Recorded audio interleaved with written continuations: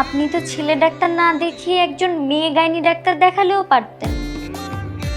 আজব বাবা, আমার স্ত্রীকে আমি ছেলে ডাক্তার দেখাবো নাকি মেয়ে ডাক্তার দেখাবো এটা তো আমার ব্যাপার। আপনার তো বিশাল মাথা ব্যথা। না না, আমার কোনো মাথা ব্যথা নেই, আমি এমনি বললাম আর কি। Thank you.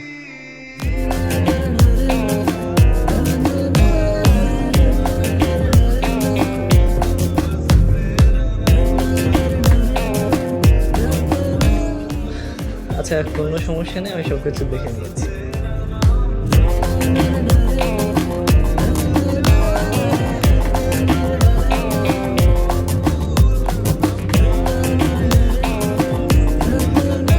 এই কি হচ্ছে এগুলা?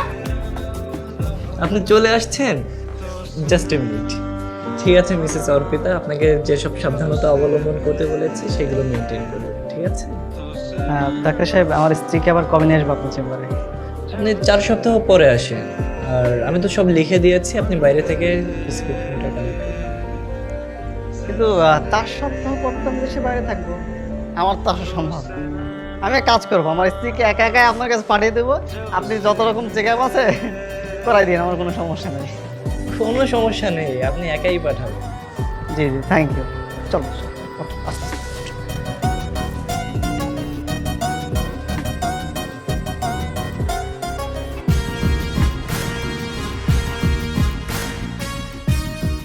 তাহলে চলুন আমরা বাইরে কোথাও বসি। আপনার সাথে আমি বসতে পারবো না। আপনি একটা মহিলার হাত ধরে পালস চেক করছেন, এটা দেখার পর আপনার সাথে বসার ইচ্ছা আমার আর নেই। আপনি যেটা ভাবছেন সেটা ভুল ভাবছেন, এমন কিছুই না। আমি ভুল ভাবছি না, ঠিকই ভাবছি। আপনি থাকেন, আমি গেলাম। আরে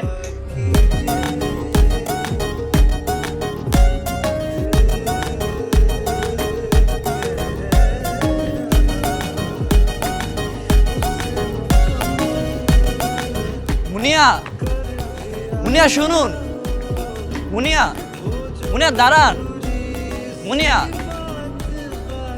কি সমস্যা আপনার? আপনি আমার পিছু পিছু আসছেন কেন? আপনার কি লজ্জা শরম কিছু নাই? কেন থাকবে না? তাহলে ছেলে হয়ে আপনি গাইনি ডাক্তার হয়েছেন কেন? কেন ছেলেরা কি গাইনি ডাক্তার হয় না? দেশে শত শত ছেলে গাইনি ডাক্তার আছে। হয়, কিন্তু আপনাকেই কেন হতে হবে? বুঝলাম না। দেখেন, আমার পক্ষে আপনাকে বিয়ে করা সম্ভব না। কি আজব, আমাদের বিয়ের সব কিছু ঠিকঠাক, অলরেডি সবাইকে ইনভাইটও করে দেওয়া হয়ে গেছে, আর আপনি এখন কি বলছেন? ঠিকই বলছি, আমার মন সায় দিচ্ছে না। কিন্তু কারণটা কি? কারণ কারণ আপনার পেশা, আপনার পেশা। কেন ডাক্তারি পেশায় আপনার কি সমস্যা? আপনি তো জেনেই রাজি হয়েছেন বিয়েতে। আপনি ডাক্তার জানতাম, কিন্তু আপনি যে গাইনি ডাক্তার এইটা তো জানতাম না। কিন্তু আপনার ফ্যামিলি তো জানতো। হ্যাঁ, তারা হয়তো জানতো, কিন্তু আমি জানতাম না।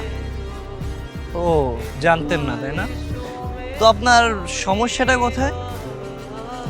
সমস্যা সমস্যা অনেক আছে। আমি ছোট থেকেই মেয়ে ঘেঁষা ছেলে পছন্দ করি না।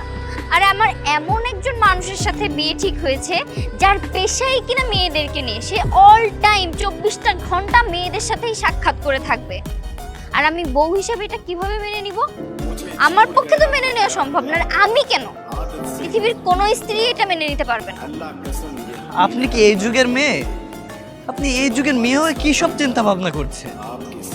শুনেন, আপনি গাইনি ডাক্তার এইটা শোনার পর থেকেই আমার মাথা ঠিক নাই। আমি এটা কোনোভাবেই মেনে নিতে পারতেছি না। আল্লাহ, আমি এত বোকা! আপনার সম্পর্কে আমি আগে থেকে একটু খোঁজ খবর নিব না? এখন আমার নিজের উপরে রাগ হচ্ছে। আমি কি বলবো, আমার ভাষা হারিয়ে ফেলেছি। আপনি এই যুগের মেয়ে হয়ে কি সব উদ্ভট চিন্তা ভাবনা। যাই হোক, আমাদের বিয়ে অলরেডি ঠিক হয়েছে, এখনো হয়ে যায়নি। আপনি একটু ভাবুন, চিন্তা করুন, তারপর আপনার সিদ্ধান্ত জানান। ঠিক আছে, আমার সিদ্ধান্ত জানাবো। তার আগে আমি পরিবারের সাথে ডিসকাস করি। আপনি থাকেন, আমি এখন যাই, আমার মাথাটা না কাজ করতেছে না। ঠিক আছে, যান।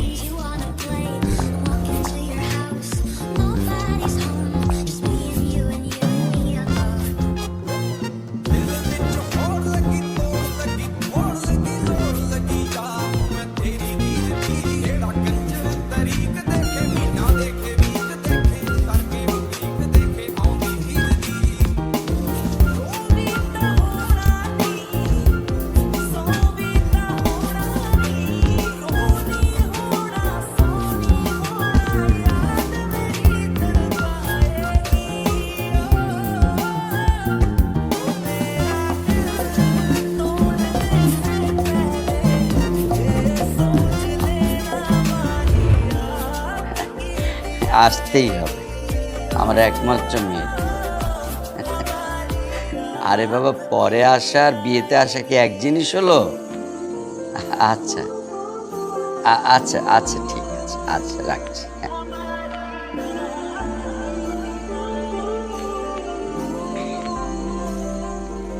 কিরে মা সোনা, কিছু বলবি?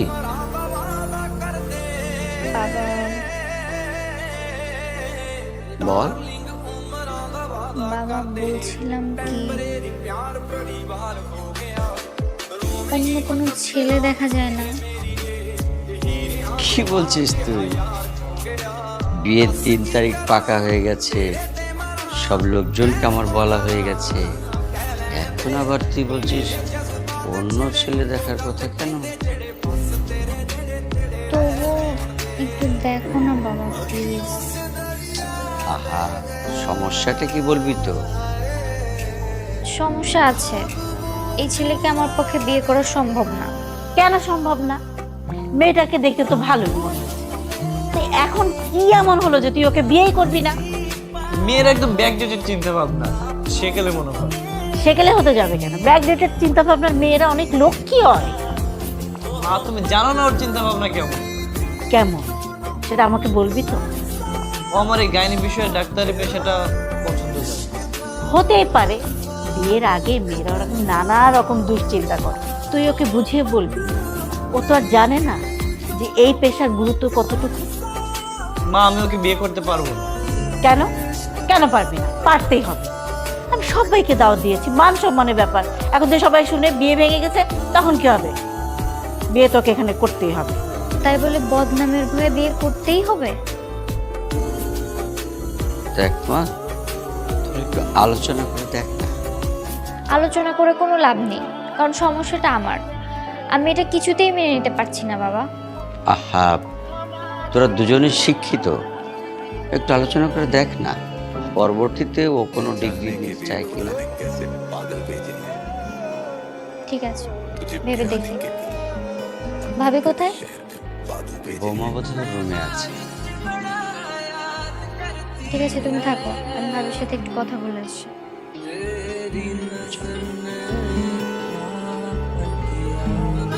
শোন বাবা, আমি তোর ভালোই চাই, যা বললাম তাই কর। আচ্ছা ঠিক আছে। ঠিক আছে, তুই ফ্রেশ হয়ে নে, আমি খাবার রেডি করছি। ঠিক আছে।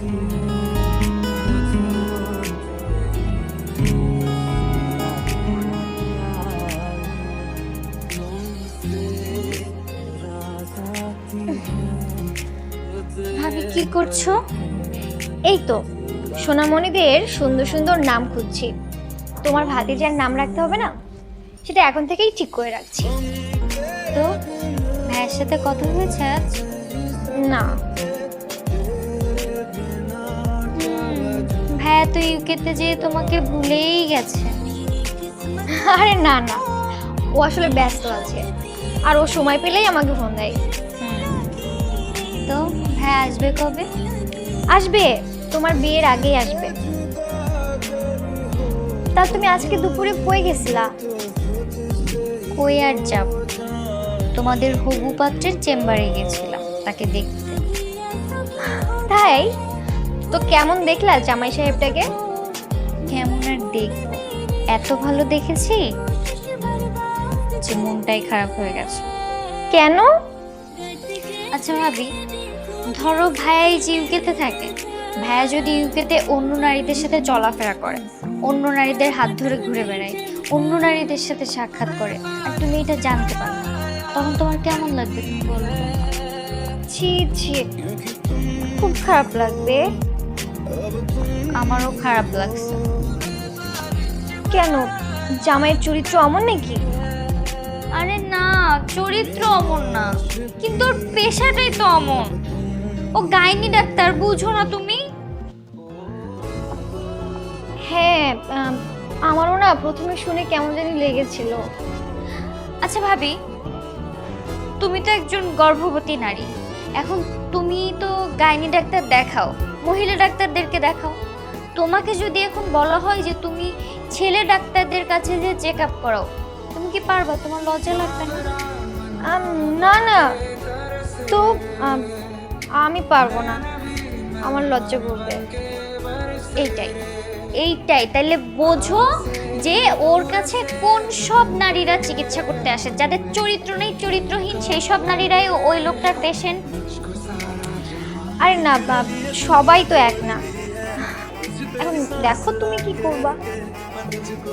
আমি আমার সিদ্ধান্ত নিয়েছি, আমি কালকে ওনাকে ডাকবো, ডেকে ওনার সাথে খোলামেলা কথা বলবো, কিছু শর্ত দিব, সেগুলো যদি উনি মানতে পারে তাহলে বিয়ে হবে, আর নাইলে হবে না। দেখো আলোচনা করি। ঠিক আছে, তাহলে তুমি রেস্ট নাও। হ্যাঁ, আমি আসি।